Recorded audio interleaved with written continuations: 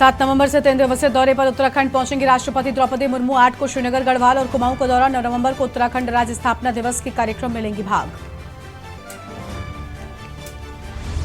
वित्त मंत्री निर्मला सीतारमण 2 दिवसीय उत्तराखंड के दौरे पर। जोशीमठ में श्री बद्रीनाथ वेद वेदांग संस्कृत महाविद्यालय के छात्र छात्राओं से करेंगी संवाद। शाम 4 बजे से चारों धामों के कपाट बंद रहेंगे। आज चंद्र ग्रहण के चलते चारों धामों के बंद रहेंगे कपाट। बद्रीनाथ, केदारनाथ, गंगोत्री और यमुनोत्री में बंद रहेंगे कपाट। प्रदेश में 31 अक्टूबर से शुरू होगा 38वां राष्ट्रीय खेल महाकुंभ। राज्यपाल लेफ्टिनेंट जनरल गुरमीत सिंह करेंगे शुभारंभ।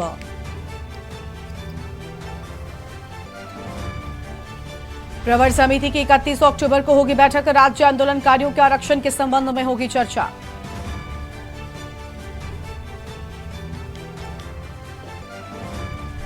हर जिले में जोखिम संभावित भवनों की होगी पहचान। असुरक्षित हुए तो ढहाए जाएंगे। विशेषज्ञ और तकनीकी समिति की गई गठित।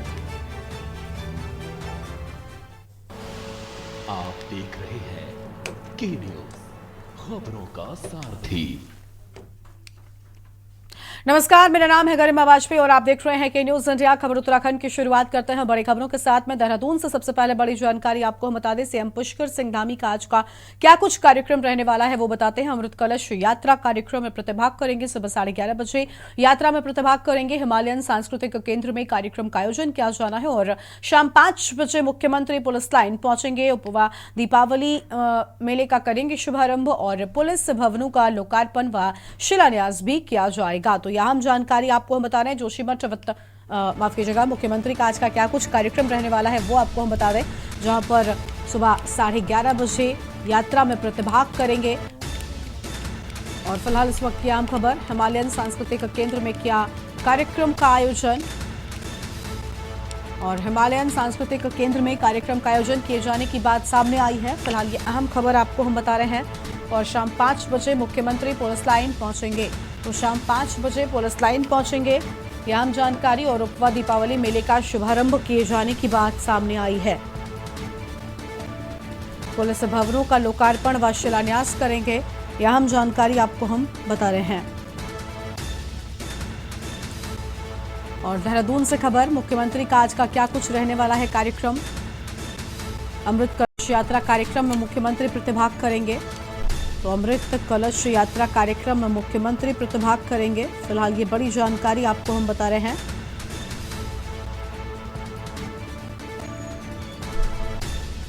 और हिमालयन सांस्कृतिक केंद्र में आयोजन किया जाएगा। शाम 5 बजे मुख्यमंत्री पुलिस लाइन पहुंचेंगे।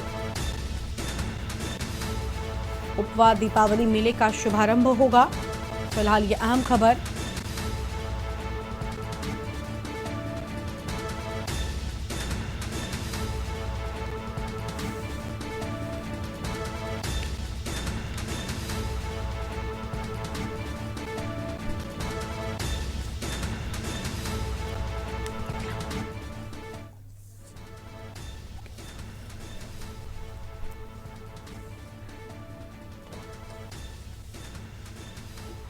तो यह आम खबर आपको हम बता दें, जहां पर मुख्यमंत्री का आज का क्या कुछ कार्यक्रम रहने वाला है वो आपको हम बता रहे थे। और हिमालयन सांस्कृतिक केंद्र में कार्यक्रम किए जाने की बात सामने आई है। शाम 5 बजे मुख्यमंत्री पहुंचेंगे पुलिस लाइन। तो मुख्यमंत्री पुलिस लाइन पहुंचेंगे, ये बड़ी जानकारी आपको हम बता दें। और उपवा दीपावली मेले का करेंगे शुभारंभ।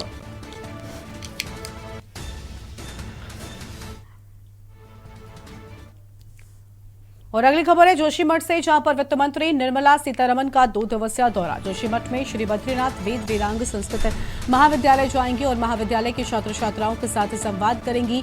बद्रीनाथ केदारनाथ मंदिर समिति के अध्यक्ष ने जानकारी दी है।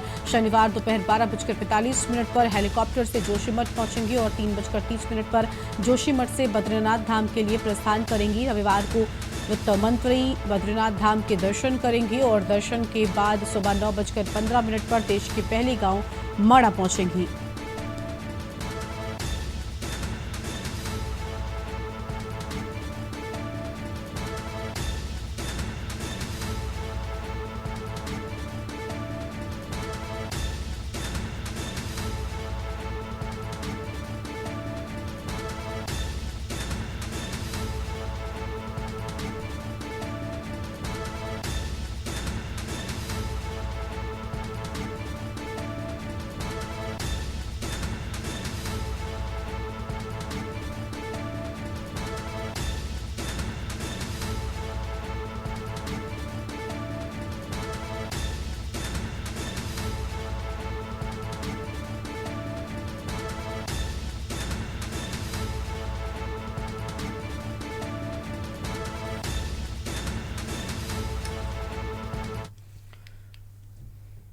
और आगे बढ़ते हैं खबरों की ओर। अगली खबर देहरादून से आपको हम बताते हैं, जहां पर आज चारों धामों के कपाट बंद रहेंगे। चंद्र ग्रहण के चलते चारों धाम के कपाट बंद रहेंगे। बद्रीनाथ, केदारनाथ, गंगोत्री व यमुनोत्री में कपाट बंद रहेंगे। मंदिर समिति के सभी अधीनस्थ मंदिर भी रहेंगे बंद। और 28 अक्टूबर को रात 1:04 से लगेगा ग्रहण। 29 अक्टूबर को रविवार को शुद्धिकरण करने के बाद ही मंदिर के पट खुल सकेंगे। यह अहम खबर आपको हम बता दें।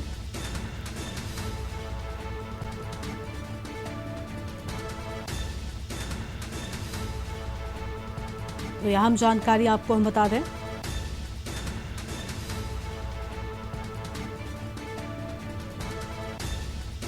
जहां पर 29 अक्टूबर रविवार को शुद्धिकरण के बाद ही कपाट खुल सकेंगे।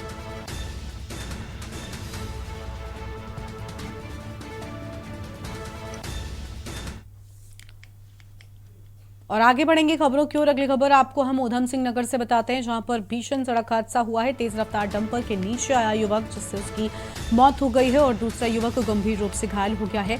सड़क में बने गड्ढों की वजह से हुआ हादसा। घटना को लेकर क्षेत्रवासियों में आक्रोश है। डबल इंजन सरकार पर जमकर निकाला रोष। तो डबल इंजन की सरकार पर निकाला रोष, यह आम जानकारी आपको हम बता दें। और सड़क पर बने गड्ढों की वजह से हादसा हुआ है। तो सड़क पर बने गड्ढों की वजह से हुआ हादसा, यह आम जानकारी। दूसरा युवक गंभीर रूप से घायल हुआ है। तो दूसरा युवक यहां पर गंभीर रूप से घायल हो गया है और सड़क पर बने गड्ढों की वजह से हादसा हुआ है। फिलहाल यह आम जानकारी आपको हम बता रहे हैं। और घटना को लेकर क्षेत्रवासियों में आक्रोश नजर आया है। तो घटना को लेकर क्षेत्रवासियों में आक्रोश, डबल इंजन सरकार पर जमकर रोष निकाला, यह हम जानकारी आपको हम बता दें। ऊधम सिंह नगर में भीषण सड़क हादसा। एक निम्न स्तर के परिवार के हैं। ये अपना कोई काम से हल्द्वानी जा रहे थे, दो जने हेलमेट पहन के, जो जयनगर पार करके वहाँ पे वो अपना साइड से जा रहे थे। और इतनी जर्जर की हालत, जो रोड की हालत देखते हुए एक ट्रक आके उसको टक्कर मार के उनको, पीछे वाले जो सुभाष तवादर जी, उनको तो सिर के ऊपर से चला गया वो। इस समय इतने लोग, हमारे भाई बहन लोग इतने मर रहे हैं, तब भी सरकार के कान में पानी नहीं जा रहा है। और ये चाहते हैं कि जब जिस समय इलेक्शन होता है वो आते हैं, वोट मांगने के टाइम वोट मांग ले जाते हैं कि हम रोड बना देंगे। रोड का खाली शिलान्यास करके चला जाता है, रोड का कुछ नहीं होता है। जो लोग भी धरना देते हैं, एक दिन जेसीबी में भेज देते हैं, जेसीबी भेज देते हैं, दूसरे दिन फिर दोबारा बंद हो जाता है। प्रशासन से हम मांग करते हैं कि जो पीड़ित परिवार का जो होना, पीड़ित परिवार का होना था हो गया। छोटे छोटे दो बच्ची हैं और एक बेटे हैं। उस परिवार कमाऊ का एक ही बेटा था, अब वो नहीं रहेगा। उसको शासन से, प्रशासन से मदद की, पीड़ित वर्ग को मदद किया जाए। देखिए, आज की घटना बहुत दुखद घटना है, जिससे सुनने के बाद पूरा क्षेत्र, गांव के लोग तो दुखी हैं ही, उसके साथ से पूरे क्षेत्र में एक शोक का लहर है। मैं तो सबसे पहले उसके आत्मा की, पवित्र आत्मा के शांति की कामना करता हूं ऊपर वाले से। जहां तक गदरपुर दिनेशपुर मटकोटा मार्ग की बात है, सबको पता है कि उस मार्ग का क्या हाल है। सब ने अपने तरफ से आंदोलन कर लिया। मैं तो खुद मुख्यमंत्री को चिट्ठी लिख के आया हूँ, डीएम को दे के आया हूँ। और बस वो एक थोड़ा दबाव बना था, वो गड्ढे भर रहे, आपने देखा होगा गदरपुर साइड में। जबकि सबसे बड़े गड्ढे दिनेशपुर से आपके रुद्रपुर की तरफ ही है। और अगली खबर है लक्सर से, जहां पर चकबंदी विभाग कार्यालय में विजिलेंस का छापा हुआ। विजिलेंस की 12 सदस्यीय टीम ने छापा मारा है और चकबंदी लेखपाल रिश्वत लेते हुए रंगे हाथों पकड़ा गया है। किसान से काम के बदले रिश्वत ले रहा था लेखपाल। किसान की शिकायत पर कार्रवाई हुई है। 7,500 रुपयों के साथ लेखपाल को रंगे हाथों पकड़ा गया है। पकड़े गए आरोपी वीरपाल को विजिलेंस टीम अपने साथ लेकर गई है। यह आम जानकारी। चकबंदी विभाग में हड़कंप मचा हुआ है। तो चकबंदी विभाग में हड़कंप मचा हुआ है, ये बड़ी जानकारी आपको हम बता रहे हैं, जहां पर किसान की शिकायत पर ये पूरी कार्रवाई हुई है।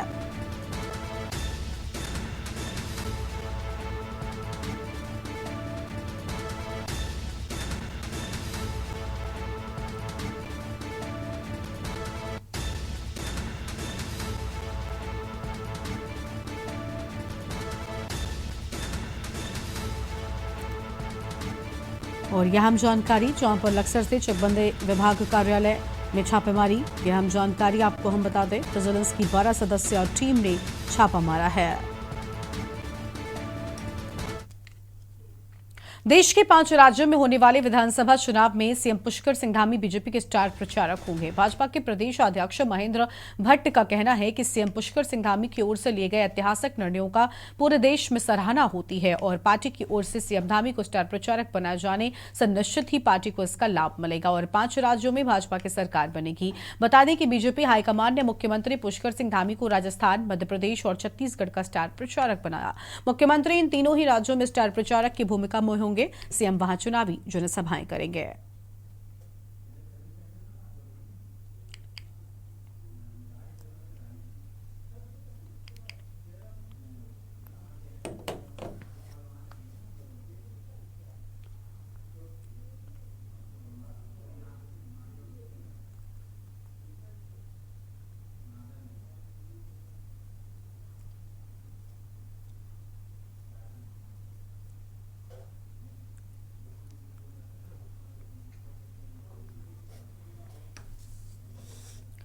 तीन दिवसीय जोहार महोत्सव का रंगारंग शुभारंभ और आपको बता दें कि इसकी शुरुआत होने जा रही है। चीन की सीमा से सटे मिलम ग्लेशियर सीमांत क्षेत्र जोहार घाटी के रहने वाले वहां के बाशिंदों के द्वारा हल्द्वानी में जोहार महोत्सव का आयोजन कराया जाता है। जोहार घाटी की लोक संस्कृति दर्शाती सुंदर झांकी के साथ इस महोत्सव की रंगारंग शुरुआत होगी। सीमांत क्षेत्र के सरकारी और गैर सरकारी सेवाओं में बड़े बड़े पदों पर आसीन जोहार घाटी के बाशिंदे महोत्सव में दूर दूर से शिरकत करने आते हैं।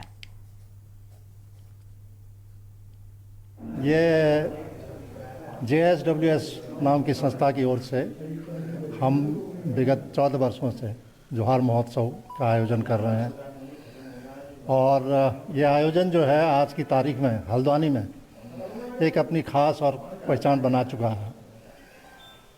इससे हमारे समाज के बारे में, पूरे क्षेत्र के बारे में न केवल लोगों को जानकारी मिलती है बल्कि हमारे खुद के समाज में, अपने समाज के बारे में, उसकी संस्कृति के बारे में, उसके इतिहास के बारे में जागरूकता पैदा होती है।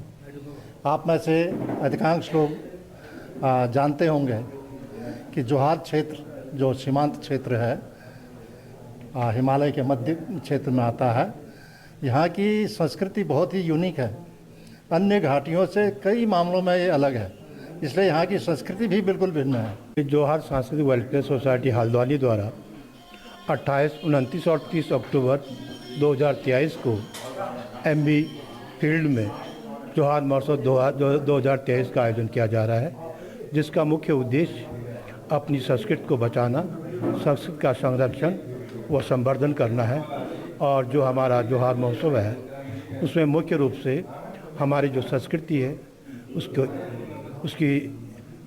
उसको बचाना है। मुख्य आकर्षण का केंद्र हमारा आपके हमारे जैविक उत्पाद के हमारे स्टॉल लगे हैं।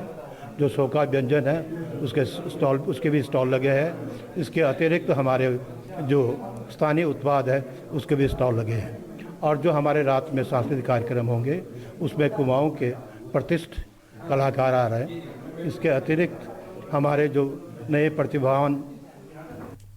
खबर है चमोली से, जहां पर महामहिम उपराष्ट्रपति जगदीप धनखड़ ने सपरिवार आज भगवान बद्री विशाल जी के दर्शन किए हैं। उपराष्ट्रपति का श्री बद्रीनाथ केदारनाथ मंदिर समिति जिला प्रशासन चमोली ने स्वागत कर भगवान बद्री विशाल भगवान केदारनाथ का प्रसाद भी भेंट किया है। बद्रीनाथ में पूजा अर्चना के बाद देहरादून को रवाना हुए। उसके बाद प्रदेश के राज्यपाल लेफ्टिनेंट जनरल गुरमीत सिंह भी दर्शन करने को पहुंचे हैं।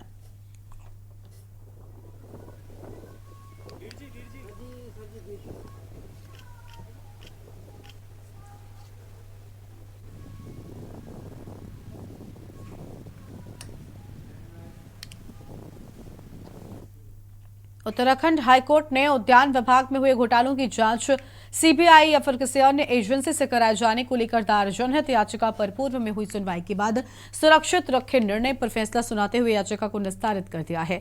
कोर्ट की खंडपीठ ने सीबीआई को 3 महीने में मामले की जांच कर निस्तारित करने के निर्देश दिए। बता दें कि दीपक करगेती ने जनहित याचिका दाखिल कर उद्यान विभाग में घोटाले का आरोप लगाया है। याचिका में कहा गया है कि उद्यान विभाग में लाखों का घोटाला हुआ, जिसमें फल और अन्य पौधारोपण में गड़बड़ियां की गई। विभाग द्वारा एक दिन में बड़े ऑर्डर जारी कर उसी दिन जम्मू कश्मीर से पेड़ लाना दिखाया गया और पेमेंट भी कर दिया गया।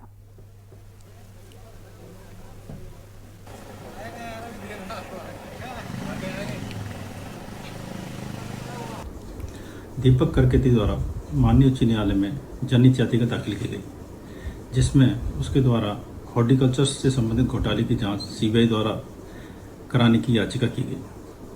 उक्त संबंध में हाई कोर्ट ने उक्त दस्तावेजों को सीबीआई से एग्जामिन करने के लिए कहा। सीबीआई ने दस्तावेज एग्जामिन करें और अपनी रिपोर्ट में कहा कि ये प्रिलिमिनरी इंक्वायरी केस बनता है।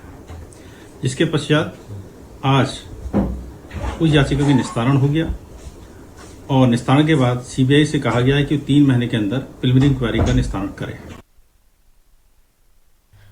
खबर है विकासनगर से, जहां पर सेलाकुई में एक प्रेस कॉन्फ्रेंस के दौरान कांग्रेस ने प्रदेश उपाध्यक्ष आयेंद्र शर्मा ने सेलाकुई इंडस्ट्रियल एरिया में चल रही अनियमितताओं के मुद्दे को उठाते हुए जांच की मांग की। आयेंद्र शर्मा ने कहा कि औद्योगिक क्षेत्र में महिलाओं के लिए सार्वजनिक शौचालय, स्थानीय रोजगार को युवाओं को रोजगार और सड़कों के खस्ताहाल समस्याओं को रखते हुए प्रदेश सरकार से इन समस्याओं को जल्द दूर करने की मांग की है, जिसके लिए ग्रीन बेल्ट वाले क्षेत्रों को गलत तरीके से आवंटित कर दिया गया है।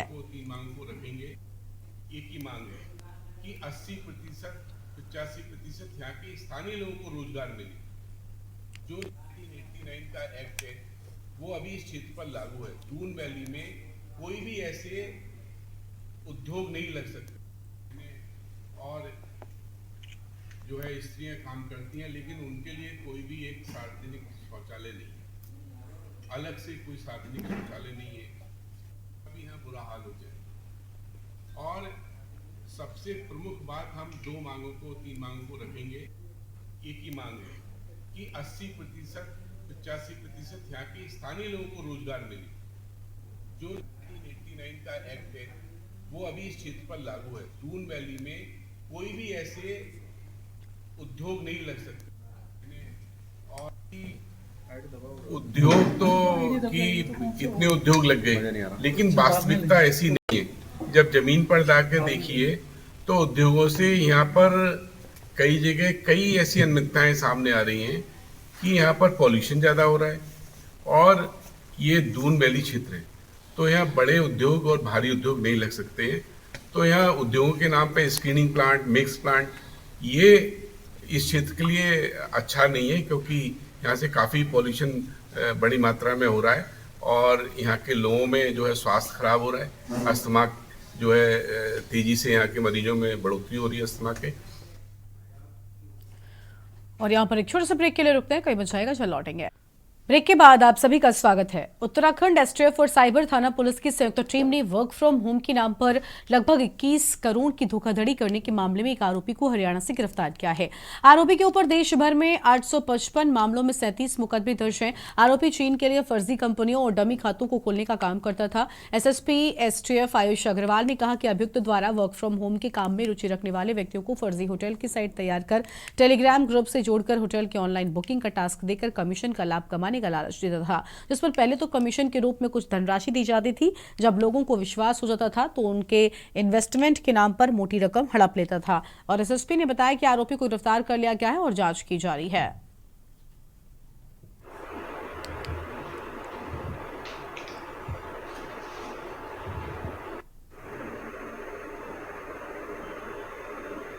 पूर्व जो हमारा cyber crime police station Dehradun में है, यहाँ पर एक शिकायत प्राप्त हुई थी, जिसमें कि शिकायतकर्ता के द्वारा बताया गया था कि उनको वर्क फ्रॉम होम के नाम से कुछ लोगों के द्वारा इस प्रकार का जो वर्क फ्रॉम होम के नाम पर अलग अलग टास्क दिए गए और उनको कुछ छोटा अमाउंट पेमेंट भी किया गया। और एक बार उनका विश्वास जीतकर उनको टेलीग्राम चैनल्स पर ऐड कराया गया और वहाँ उनको इन्वेस्टमेंट के नाम पर लाखों रुपयों की धोखाधड़ी उनके साथ में की गई थी।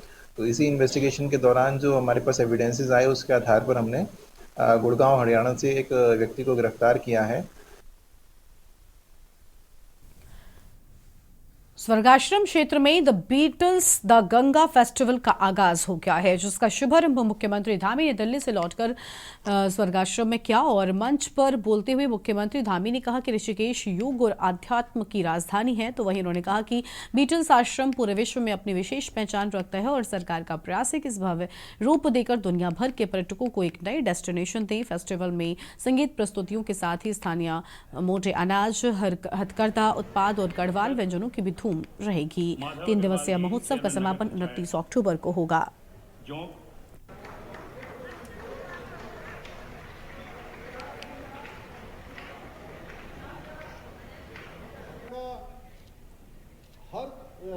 स्थान पर रहने वाला व्यक्ति हमारे इस ऋषिकेश के बारे में, हरिद्वार के बारे में, इस पूरे क्षेत्र के बारे में और माननीय मुख्यमंत्री जी लोकार्पण करने जा रहे हैं जनपद पौड़ी गढ़वाल घाट की मरम्मत व आपदा राहत बचाव कार्य हेतु हेलीपैड व पार्किंग निर्माण। सेंट क्लेयर कॉन्वेंट स्कूल द्वारा आयोजित खेल प्रतियोगिता का सर्वे मैदान में आयोजन किया गया, जिसमें स्कूल के 350 छात्र छात्राओं ने प्रतिभाग किया और विभिन्न खेल प्रतियोगिताओं में अपना हुनर दिखाया। इस मौके पर बड़ी संख्या में अभिभावक और अतिथि मौजूद थे। कार्यक्रम का उद्घाटन मनोरंजन त्रिपाठी पूर्व सैन्य अधिकारी द्वारा किया गया और इस मौके पर छात्र छात्राओं ने मैराथन, रिले दौड़, ऊंची कूद और विभिन्न खेल प्रतियोगिताओं में भाग लिया है।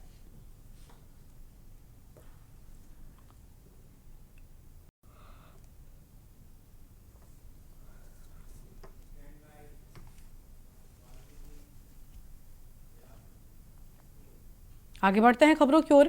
छात्र संघ चुनाव की तारीख के ऐलान तो हो गए, लेकिन कुमाऊं विश्वविद्यालय में चुनाव से पहले सभी रिजल्ट जारी करना अभी भी चुनौती बना हुआ है। अभी भी सेमेस्टर परीक्षाओं के रिजल्ट जारी नहीं हो सके। हालांकि सरकार के चुनाव कराने के निर्देश के बाद कुमाऊं विश्वविद्यालय ने चुनावों के लिए कार्य योजना तैयार की, तो इसी महीने सभी रिजल्ट जारी करने के निर्देश कुलपति ने दिए हैं। छात्र संघ चुनावों के लिए कैंपस और कॉलेजों को भी निर्देश जारी कर दिए गए, तो वहीं जिला प्रशासन से भी चुनावों के लिए पुलिस और अन्य मदद मांगी गई। चुनाव में कोई गड़बड़ी न हो, उसके लिए सीसीटीवी कैमरा लगाने के आदेश भी जारी कर दिए गए।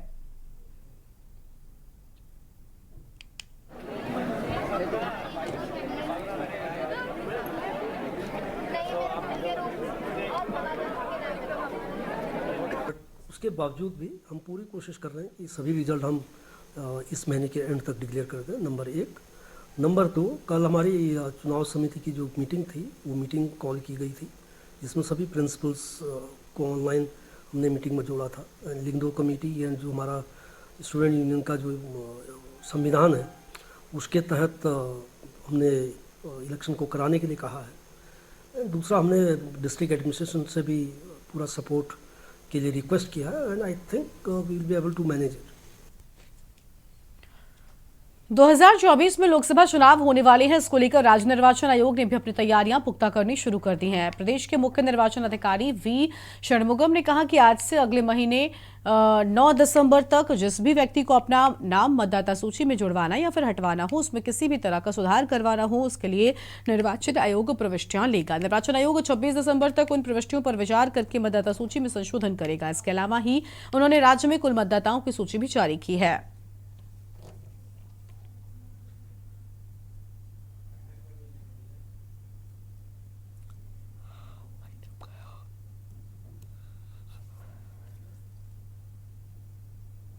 हमने पिछले हमारा ड्राफ्ट पब्लिकेशन था फाइनल पब्लिकेशन था 1/1/2023, उससे लेकर अभी हम जो फाइनल पब्लिकेशन ड्राफ्ट हम कर रहे हैं उसी टाइम तक हम एडिशन किया है। 1,01,507 को हमने एडिशन किया है और इसी पीरियड में हमने डिलीशन किया है 1,25,574 का किया है।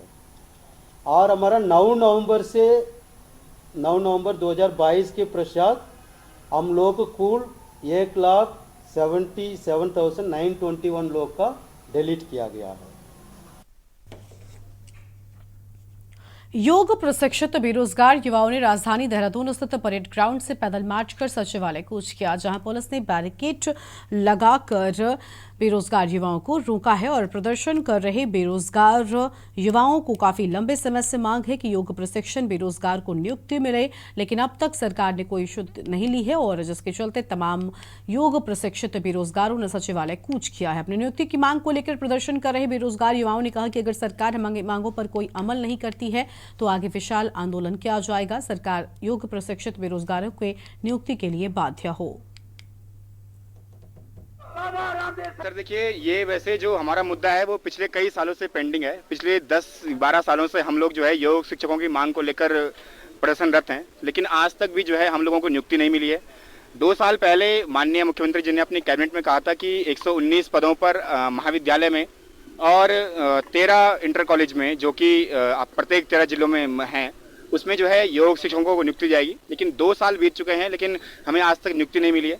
इससे पहले अक्टूबर में हम लोगों ने दिल्ली के जंतर मंतर पर पैदल मार्च किया था, ठीक है, उससे भी कोई ज़्यादा रिस्पॉन्स हमें मिला नहीं है। इस वजह से हमें आज दोबारा से जो है यहाँ पे आना पड़ रहा है, क्योंकि देखिए जो भी हम लोग हैं इतनी मेहनत से जो है 5 साल की डिग्री करने के बावजूद हम लोग जो है योग शिक्षक बनते हैं, लेकिन आज जो है पूरे स्कूल्स में हो चाहे किसी भी जगह पे हो योग शिक्षकों के लिए कोई जॉब नहीं है। और इस बुलेटिन में इतना ही। आप देखते रहिए के न्यूज़ इंडिया। नमस्कार।